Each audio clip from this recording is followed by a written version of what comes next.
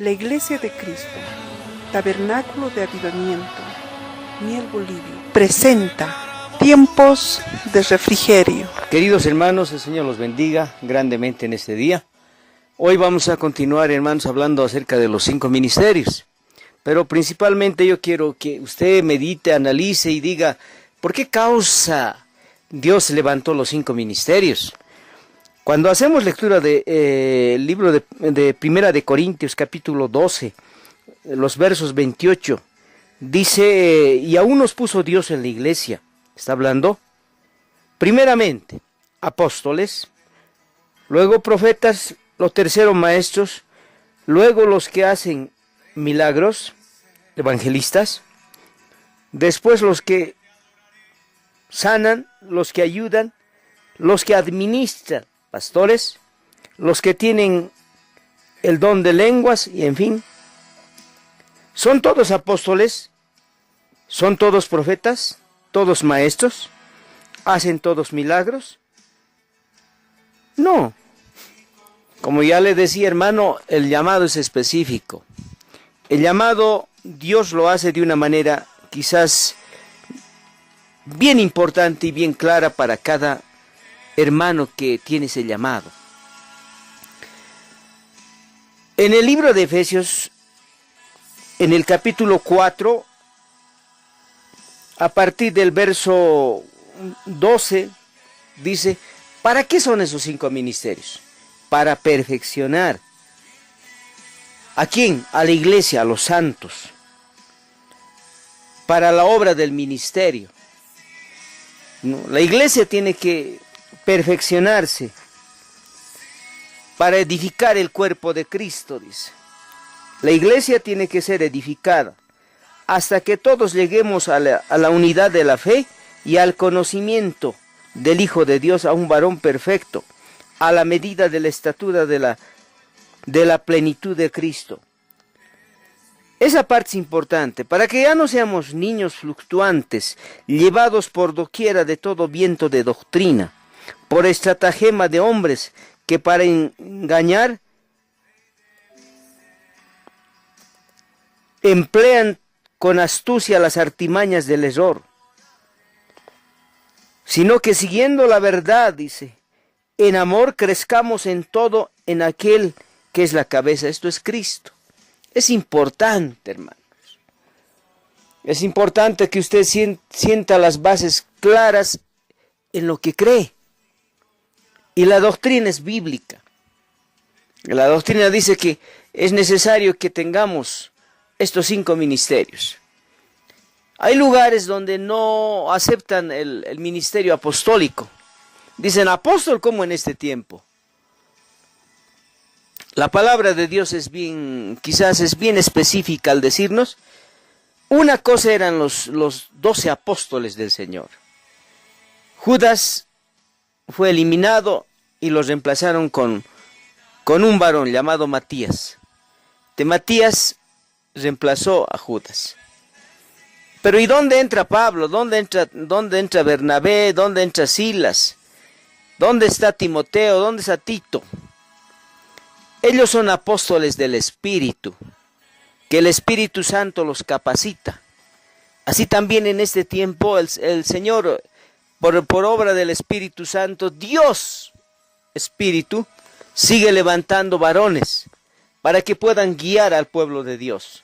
Varones que puedan edificar a la iglesia, porque es necesario que alguien tenga que sentar la doctrina, es alguien que tiene que ser un guía para los pastores, porque los pastores si no harían lo que quieren, los pastores se saldrían quizás de los marcos de la palabra del Señor, pero alguien los encamina, dice, no hermano, a ver, esto es lo que hay que hacer, la palabra de Dios nos dice esto, este otro. Ese es un apóstol. Por eso el apóstol tiene que tener señales de que es un siervo del Señor llamado con ese propósito. Es importante que nosotros entendamos eso. Uno dice, pero ¿y cómo es eso? ¿No? ¿Cómo es que el apóstol es necesario? Dice. La palabra de Dios nos enseña de que en el libro de Jueces, encontramos un pasaje quizás que nos va a aclarar esta situación. Dice que había un hombre, un rey que había pasado un momento difícil. Ahora vamos a hacer lectura de ese pasaje en el libro de Jueces.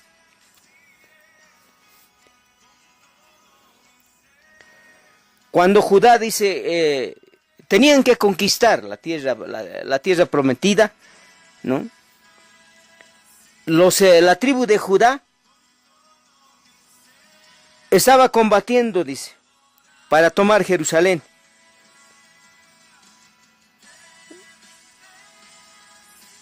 Había allá en aquel lugar un hombre, un varón que tenía un rey, Adoni-Besec. Ese Adoni-Besec se había enfrentado con la tribu de Judá y fue derrotado. Y escapó este Adoni-Besec. Dice que huyó y le siguieron y le prendieron. Este Adoni-Besec fue cortado los pulgares de las manos y de los pies. Entonces Adoni-Besec decía, 70 cortados de los pulgares y sus manos y de sus pies recogían las migajas debajo de su mesa. O sea, ¿qué había hecho este rey? Había cortado a 70 hombres que también eran reyes. ¿Para qué? Para que estuviesen debajo de la mesa cogiendo migas y no podían comer lo sustancioso que estaba en su mesa. Y Dios había permitido que él también experimentara sin pulgares y sin pulgares en las manos ni en los pies.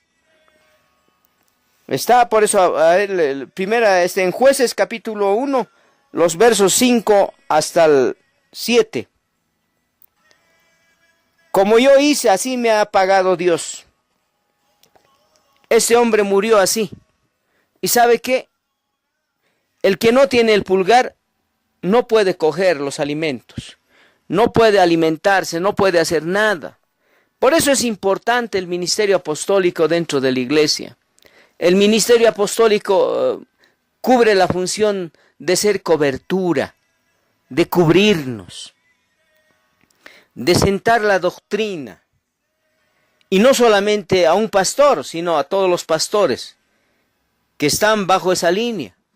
Es importante estar bajo la línea de la palabra del Señor. Y que nuestro hermano apóstol también nos enseñe correctamente. Para eso está también la madurez espiritual. Nosotros también tenemos que discernir en el nombre del Señor. Pero lo importante es que siempre hay el temor de Dios. El tema del apostolado es bastante grande.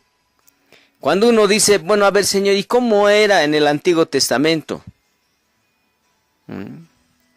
¿Dónde están los 5 ministerios? Los 5 ministerios, Moisés, figura de apóstol, Aarón, figura de profeta, y los otros 3 eran los hijos de Leví. Eran los gersonitas, los meraritas y los coatitas. Los gersonitas, figura de los pastores. Los meraritas, figura de los evangelistas. Y los coatitas, figura de los maestros. Entonces, esta parte le paso el dedo por el pastel, para que usted lea. Usted va a encontrar en Números, capítulo 3, ahí va a encontrar las funciones de los hijos de Leví. Estos cumplían esa función. Eran levitas. ¿No? Levitas que estaban al servicio de Dios. Bueno, que el Señor los bendiga en este día. Y yo creo que siempre vamos a seguir aprendiendo. Que tenga una bendición grande. En el nombre del Señor. Amén y amén.